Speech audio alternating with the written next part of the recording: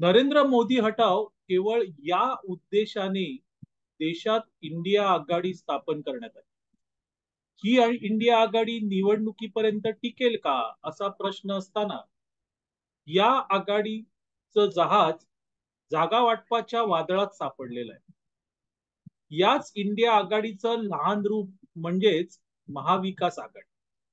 आणि ही महाविकास आघाडी अर्थातच महाराष्ट्रापुरती मर्यादित आहे. या महाविकास आघाडीमध्ये उद्धव ठाकरे यांचा उभाठा, त्यानंतर शरद पवार यांचा राष्ट्रवादीचा गट आणि काँग्रेस असे तीन प्रमुख पक्ष आहेत. तर वंचित बहुजन आघाडीचे प्रकाश आंबेडकर हे काठावर आहे. आता ही आघाडी होणार का असा प्रश्न असताना उभाटाने चक्क 23 जागांवर क्लेम केलेले. त्यांना लोकसभेच्या 23 जागा हव्यात आणि या जागा आम्ही देऊ असं काँग्रेसने म्हटलेलं नाहीये. दुसऱ्या बाजूला राष्ट्रवादी काँग्रेसचे प्रमुख शरद पवार हे तर परस्पर दिल्लीमध्ये राहुल गांधी यांची भेट घेऊन जागा वाटपाबाबत चर्चा करतात. अशी एकंदरीत परिस्थिती असताना प्रकाश आंबेडकर यांनी आज आरोळी ठोकलेली आहे. एकदा काय ते सांगा, नाहीतर आम्ही सर्वच्या सर्व 48 जागांवर उमेदवार उभे करू.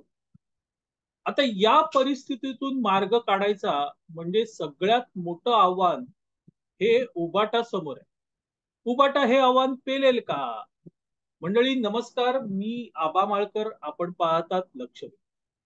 जागा वाटप हा सगळ्यात महत्वाचा प्रश्न असतो. आणि ज्या वेळेस एक उद्दिष्ट ठरलेलं असतं त्यावेळेस ते उद्दिष्ट गाठताना आपल्या पदरात काय पडेल यापेक्षा आपण काय सोडू किंवा आपण काय देऊ शकतो याची चिंता करायची. आपल्याला माहिती आहे मित्रांनो, इंदिरा गांधी यांनी देशात आणीबाणी लावली आणि त्या आणीबाणीमध्ये सगळेच विरोधी पक्ष होरपळले गेले. सर्वसामान्य जनताही होरपळली गेली आणि त्यावेळेस सगळ्या विरोधी पक्षांनी एकत्रित येऊन ठरवलं की इंदिरा गांधी यांना हरवायचं. वेगवेगळ्या विचारधारेचे हे विरोधी पक्ष होते.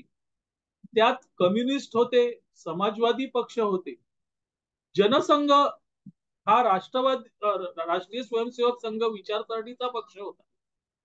पण हे सगळे एकत्र आले आणि त्यासाठी त्यांनी काही ना काहीतरी बलिदान दिलं आणि तेव्हा ते इंदिरा गांधींना हरवू शकले 1977च्या निवडणुकीत.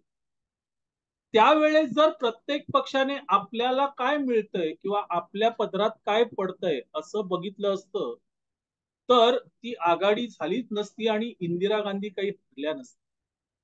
तिथे बलिदान दिलं, मग ते जागांचं बलिदान असेल, वैयक्तिक विचारसरणीचं बलिदान असेल, तेव्हाच ती आघाडी झाली, इंदिरा गांधी हरल्या. आता मित्रांनो, उद्दिष्ट बदललेलं असलं तरी नरेंद्र मोदी यांना हरवणं हे उद्दिष्ट आहे. पण बलिदान द्यायला, आपलं काहीतरी द्यायला कोणीच तयार नाही. आणि इथे खरी गोम आहे. महाविकास आघाडी जी राज्यात आहे तिथे उबाटांना 23 जागा हव्यात आणि या 23 जागा त्यापेक्षा आम्ही काहीही कमी घेणार नाही असं त्यांचे प्रवक्ते संजय राऊत यांनी सांगून टाकले. दुसऱ्या बाजूला काँग्रेसला 25 जागा हव्यात. मग शरद पवार नेमके कुठे जाणार हाही प्रश्न आहे. पवारांनी तर थेट राहुल गांधी यांची दिल्लीत भेट घेतली. त्यांच्यासोबत ते गाडीतून त्यांच्या 6 जनपद या निवासस्थानी गेले आणि त्या दरम्यान म्हणजे प्रवासादरम्यान त्यांनी जागा वाटपाबद्दल चर्चा केली अशा बातम्या.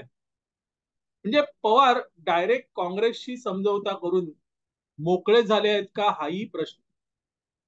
कदाचित ते उबाठांना किंवा उबाठाला कळलं असेल, पक्षाला कळलं असेल आणि म्हणून संजय राऊत यांनी सरळ 23 जागांवर आपला क्लेम सांगून टाकला. हा क्लेम सांगताना खरंच आपल्याला 23 जागा मिळतील का, किंवा त्या 23 जागांवर आपण आपले उमेदवार तरी देऊ शकतो का, याचा विचार संजय राऊत यांनी तर केलाच नसेल. पण मित्रांनो, उबाटानेही केला नसेल. कारण आज परिस्थिती अशी आहे उबाटाची, की त्यांचा पक्ष फुटलेला आहे आणि त्यांच्याकडे सक्षम असे उमेदवारच नाही. पण तरीही 23 जागांवर क्लेम सांगून टाकला. याचा अर्थ स्पष्ट आहे की पवारांनी कुठेतरी जागा वाटपाबाबत चर्चा केली असेल, तर आम्ही आमचा क्लेम आहे हे दाखवण्याची भूमिका आहे. आमच्या पदरात काय पडणार हे बघितलं जात आहे. आम्ही 4 जागा कमी घेतो, पण नरेंद्र मोदी भाजपला हरवू, ही रणनीती नाहीये. आणि ती खरी म्हणजे भाजपची जमेची बाजू. इंदिरा गांधींना हरवताना किंवा हरवण्यासाठी सगळ्यांनी कुठेतरी तडजोड केली, पण इथे तडजोडीला कोणीच तयार नाही. आणि त्यामुळे ही आघाडी निदान महाराष्ट्रात तरी होईल याची शक्यता जवळजवळ कमी आहे. 23 जागा उबाठाने मागितलेल्या आहेत आणि या 23 जागांपैकी 3 जागा त्या आपण गृहीत धरू की ते वंचित बहुजन आघाडीला म्हणजे प्रकाश आंबेडकरांना देतील. कारण प्रकाश आंबेडकर यांची उबाटाशी युती झालेली आहे. प्रकाश आंबेडकर हे महाविकास आघाडीमध्ये नाही आहेत. त्यांची उबाटाशी युती आहे आणि त्यामुळे त्यांचं लेणं देणं हे फक्त उबाटाशी आहे. उबाटाच्या पदरात ज्या जागा पडतील त्यापैकी काही जागा या प्रकाश आंबेडकर यांच्या वंचित बहुजन आघाडीला मिळणार. पण इकडे जर वंचित बहुजन आघाडीने 48 जागांची तयारी केलेली असेल, तर 4-5 जागांवर प्रकाश आंबेडकर समाधानी होतील का, हाही प्रश्न आहे. आणि मग हा जागा वाटपाचा तिढा सोडवायचा कसा, तर तो एकमेकांवर कुरघोडी करून नाही, तर सामंजस्याने सोडवावं लागेल. हे निदान उबाटाच्याही तरी ध्यानीमनी नाहीये. आणि इथे खरी गोम आहे मित्र, इथे खरी गोम आहे आणि ते आजच दिसून आलेलं आहे.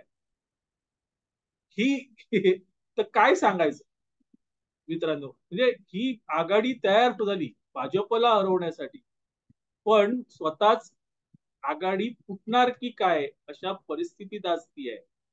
आणि त्याचं श्रेय अर्थातच आघाडीमध्ये स्वार्थासाठी आलेल्या सगळ्या राजकीय पक्षांचा. मंडळी, तुर्तास इथे थांबतो. आपल्याला हा व्हिडिओ आवडला तर लाईक करा, शेअर करा, लक्षवेधला सबस्क्राईब करा. धन्यवाद.